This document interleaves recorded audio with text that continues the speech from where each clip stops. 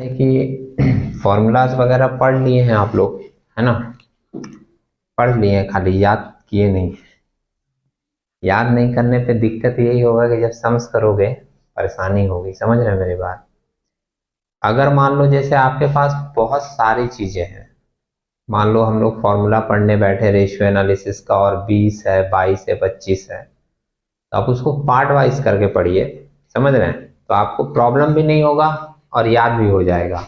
अगर तुम 5 भी करते हो एक दिन, 5 पहले एक दिन कर लिए, दूसरा 5 दूसरे दिन कर लिए, तुम्हारे दिमाग में भी रहेगा और आपको कंफ्यूजन भी नहीं होगा। समझ रहे हैं? एक ही दिन बैठकर अगर 20 पढ़ना शुरू करोगे कि भैया 20 लिखवा दिए, फिर उसका अलग अलग नाम भी लिखवाएं, है ना? तो अगर एक ही दिन बैठकर तुम पूरा 4 पेज का डेटा पढ़ने के लिए बैठोगे, डाउट होगा, कंफ्यूजन भी होगा। पार्ट वाइज बना के पढ़ लो तो याद हो जाएगा। ठीक है? अभी इस सम्स में जिसका जरूरत पड़ेगा वो तो मैं बताता रहूंगा। जो भी सम्स हमारे पास आएगा उस सम्स में जिस फॉर्मूलाज का जरूरत पड़ेगा वो तो मैं बताता रहूंगा। करते करते भी कुछ चीजें याद हो जाती हैं, लेकिन अगर एक बार पहले से दिमाग में स्टोर रहे ना तो सम्स भी समझ में आता है और एटलीस्ट ये भी समझ में आता है कि हमको पहला लाइन क्या लिखना है, स्टेप कैसे लेना है, शुरू कहाँ से करना है। समझ रहे हैं?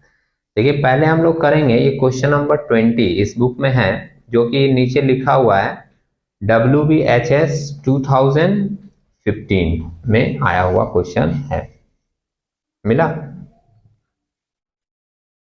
20 नंबर सम्स जो नीचे लिखा है WBHS 2015, एक सिंपल सा क्वेश्चन है लेकिन इसमें दो चीज पूछा है।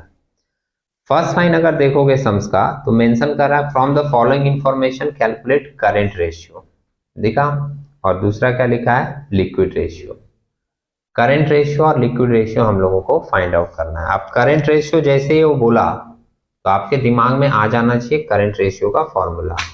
करंट रेशियो का फॉर्मूला में हम लोग लेते हैं current assets divided by current liabilities. तो बोलने के लिए तो ये एक लाइन है, लेकिन आपको ये भी पता होना चाहिए कि करंट एसेट में क्या क्या आइटम आएगा और करंट लायबिलिटीज में क्या क्या आइटम आएगा। समझ रहे हैं मेरी बात? तो हम लोग पहले करंट एसेट्स और करंट लायबिलिटीज इसमें से चूज कर लेंगे। अब नीचे देखो आइटम क्या क्या दिया है। पहला लिखा है डेटर्स, कितने का? 30,000। अब आपको याद आएगा मैंने ये चीज लिखवाया था कि अभी हम लोग ये सब वर्ड भी रेशियो एनालिसिस में यूज नहीं करते। डेटर्स की जगह क्या यूज करते हैं? Trade receivable. समझ रहे हैं? आपके एग्जाम में जो क्वेश्चन रहेगा उसमें भी अपडेटेड नाम रहेगा, न्यू नाम रहेगा। ट्रेड रिसीवेबल अगर दिया हुआ है तो आप समझ जाइए कि इसमें दो चीजें हो सकती हैं, डेटर्स भी हो सकता है और बिल्स रिसीवेबल भी हो सकता है, दोनों मिलाकर भी हो सकता है।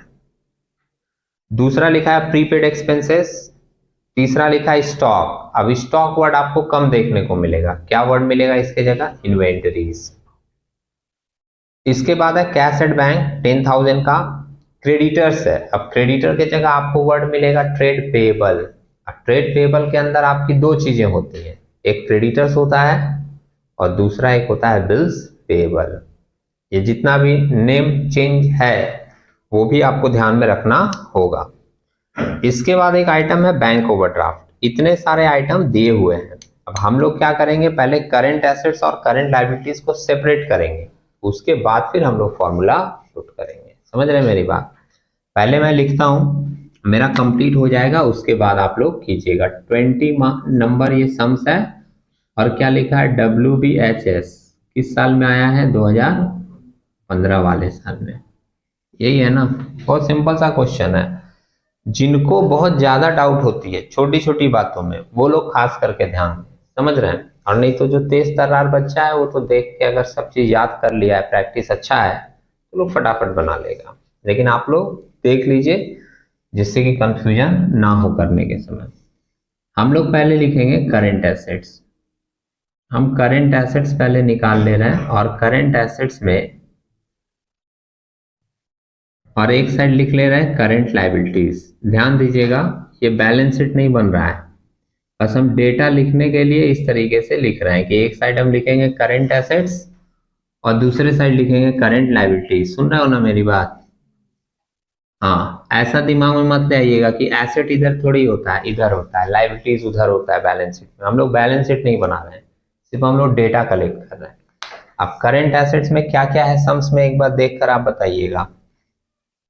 डेटर्स है, डेटर्स की जगह हम लोग लिख देंगे क्या वर्ड, ट्रेड रिसीवेबल। कितने का है बोलो प्रिंस, 30,000 का। उसके बाद क्या है, प्रीपेड एक्सपेंसेस।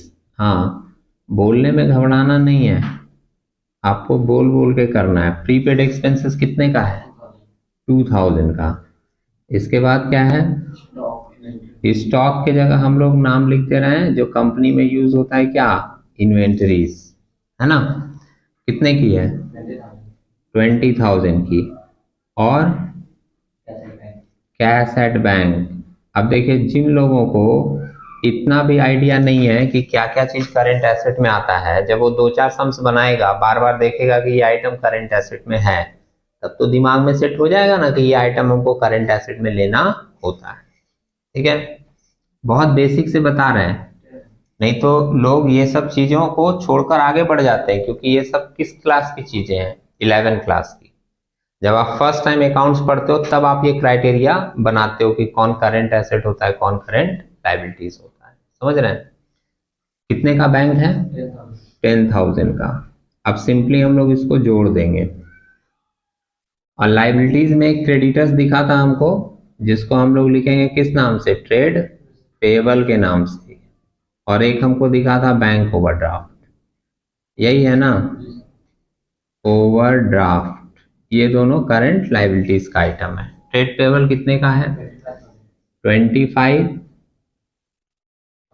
और ओवरड्राफ्ट है 6,000 का है। अब आप लोग जरा कैलकुलेटर निकाल लीजिएगा, हम लोग इसको जोड़ ले रहे हैं। इधर तो मेरा 31,000 आ रहा है जोड़कर, और इधर मेरा आ रहा है 62,000, है ना।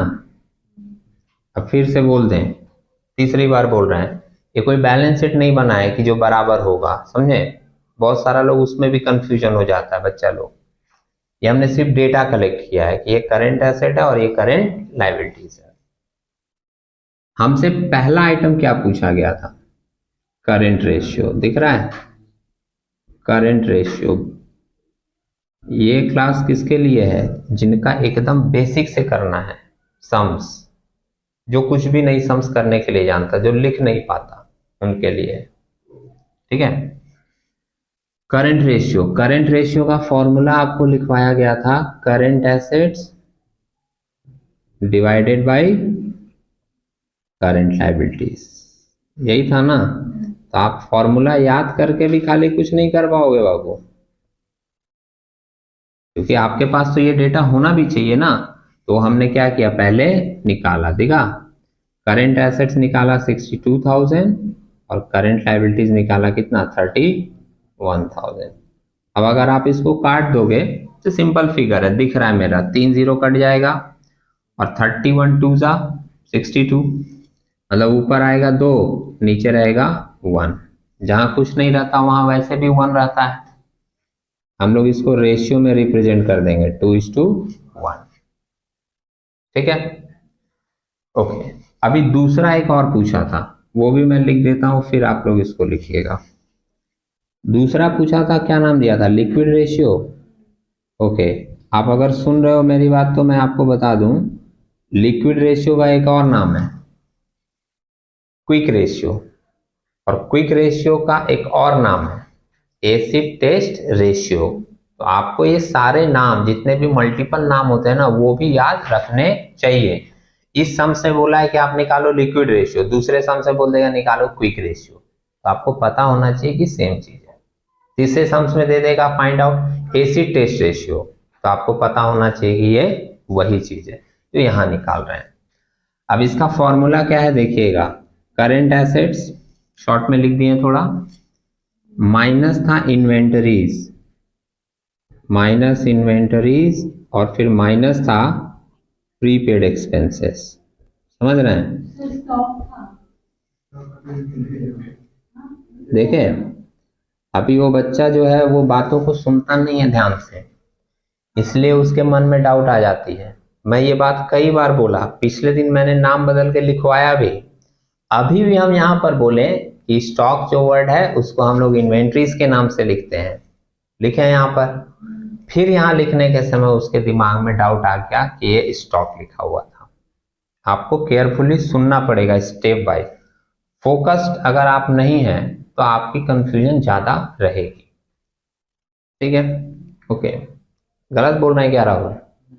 फैक्ट है, तुम्हारा फोकस कम रहेगा, कंफ्यूजन होगा। अब देखो, एक और बात मैं बताया था जब मैं फॉर्मूलाज डिस्कस कर रहा था, वो सुन लीजिएगा। कहीं कहीं पर आप देखोगे कि फॉर्मूला में ऐसे लिखा रहेगा करंट एसेट्स माइनस, और ये ब्रैकेट में रहेगा इन्वेंटरीज, और ये यहां पर रहेगा प्लस प्रीपेड एक्सपेंसेस। देखा इस तरीके से।